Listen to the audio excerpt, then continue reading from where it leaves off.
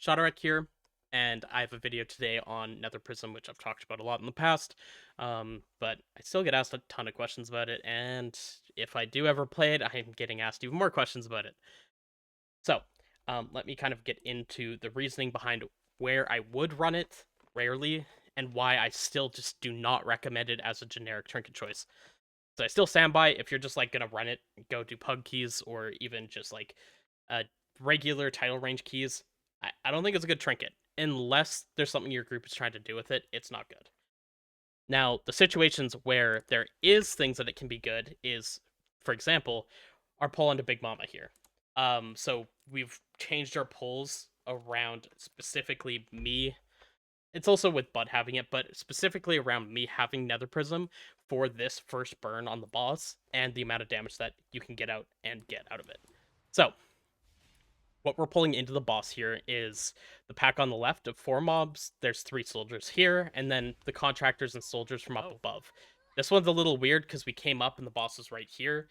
We were pretty early, like Lust isn't even up yet. In a 21, which we're planning on being able to get, Lust would be up by now. The boss is usually padding on the other side if your timing is usual, and then you won't actually pull this, right away like this. So we lose like 10 seconds or so in this kill block barrier, because we can't really send damage until everything is grouped. Yeah. Less than 10, by the way. So my burst isn't going to look quite as high, but you're going to see I've gotten 15 stacks of my Nether Prism here. I don't have a full 18. Again, in a 21 with when I had sent my metas, I think I'd be at an 18 stack here, maybe a 17, but it should line up better. And then I'm going to start sending my damage in a second here, but I'm going to just press all my immolation auras, and I press Prism now with my Eye Beam. So I get to buff up my Eye Beam. I'm going to buff up another Reaver's Glaive, and I'm just going to get as many glaives into this window as I possibly can. I may have missed one glaive with how I did this. The fact of the matter is I should have thrown a glaive and had the Chaos Strike prepped already before I press Prism, but in this case now I'm going to throw, I even hunt, and that Death Sweep gets sat on for 3 globals, which is not ideal. But even with that, you can just see my damage shooting up, and I'm doing an incredible amount of damage to Big Mama. So in that window, you just fit every River Glaive you possibly can, and now I've done an incredible amount of damage, both to the pack, but specifically also into Big Mama herself. So what this does is it lets us clear these first drones significantly faster, while pulling more mobs in. Pulling that extra pack of 4 mobs, normally we take them into the pack with the triple RPG guys, and that makes that pack take even longer, because the more mobs you have, the longer everything's going to live with AoE damage scaling down. And it's the same problem pulling stuff onto the boss here. The more mobs you have, the longer everything lives. Except Fury of the Eldrachi is truly uncapped for Havoc, so a lot of our damage is like 1-to-1 with target count scaling. So I just chain spend, get everything out. Ideally, I would get this last Death Sweep in that window. Because it's not in the Nether Prism window, now you can see that these Fury of the Eldrachi hits, instead of being like 900k crits, or 642. And had I played the window better, I would get that extra glaive in it. But still, very big on damage. And it's just, it enables doing this pull this way.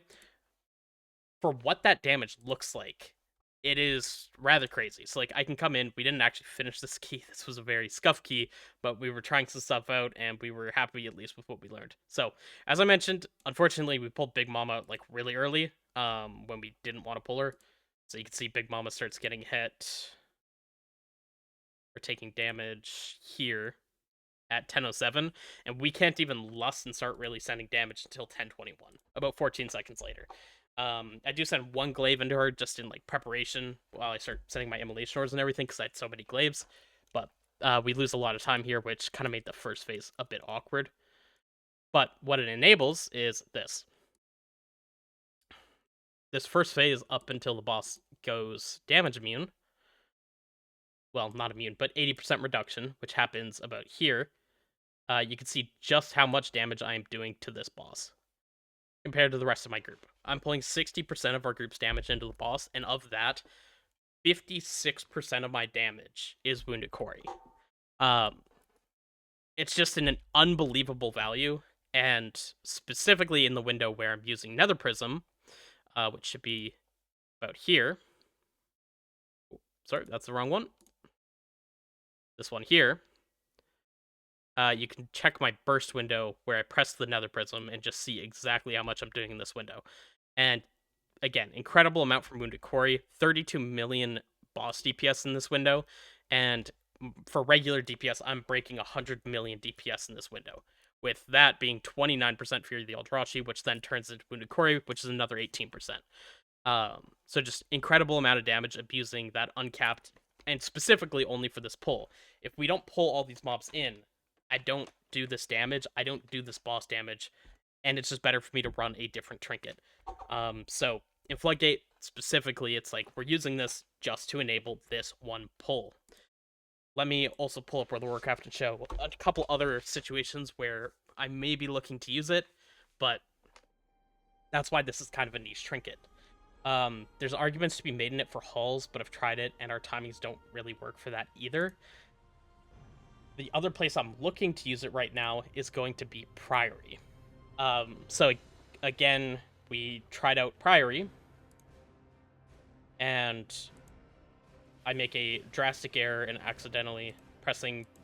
Actually just misclicked my meta here, so I sent my prism with it, which was very, very bad. I don't know. I think I was trying to hit Control 2 to imprison the mob during the leap, and I just hit meta. So I sent my stacks here, but I'm supposed to save stacks for this next pull up here. Yeah. So then I just don't have my damage for this triple pull, where we're pulling 5 sharpshooters, I think 5 lynxes, and a knight. So this is, again, a massive pull that is only supported by the fact that we're supposed to have Nether Prism to burst this down. Because we need these lynxes to die relatively fast. We can only really let them get out about 2 waves of leaps, and need to kind of burn all of our, burn our defensives, our healing cooldowns, and everything else before going into another pull. And when you look at this pull, this is what happens when I don't have Nether Prism here. Granted, I also... I don't have meta, but I do have a ton of glaives. So I send like a 3-stack Nether Prism because that's what I have. But had I sent a full Nether Prism, I'm probably going to do an extra about 20% DPS on this pull.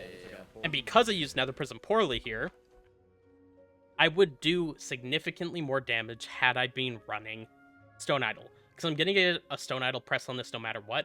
And by having Stone Idol equipped instead of Prism, I'm simply going to do significantly more damage because I have 8400 agility I wouldn't otherwise have. As an example, I can look at ability. All abilities scale damage pretty similarly, but, I can look at, say, I-Beam, which does 4.5 million damage. Let me use something that's going to scale a little bit different.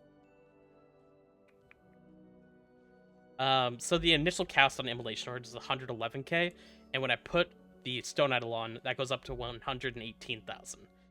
So you're looking at something like 6.5% DPS by having that agility that you just don't have with the Prism equipped. So what that pull in Priory looks like, and you can see we've even named this Chinese Prism route, is this pull here. 13 mobs, 5 sharpshooters, 5 lynxes, and a knight. Very deadly. And with an 18-stack Prism, I'm going to be getting a very significant amount of agility. With 18 stacks, you're looking at about 70,000, which is going to be somewhere in the range of about 60% more DPS during that window. But you do, as I mentioned, that 6.5% less DPS outside the window, plus Cursed Stone Idol has its own value. So if we were doing more regular pulls in Priory, and not doing a significantly massive and dangerous pull like this that needs to die faster, then we wouldn't be running it. And this goes into more than just this one pull. Same thing as... So, the pulls here aren't too dangerous, but you bring an 18 stack in here, then you have a pull where you're building damage up, and you're sending again on the boss with, again, 3 more lynxes that just need to die. And the sharpshooters ideally as well, because this boss can be pretty dangerous.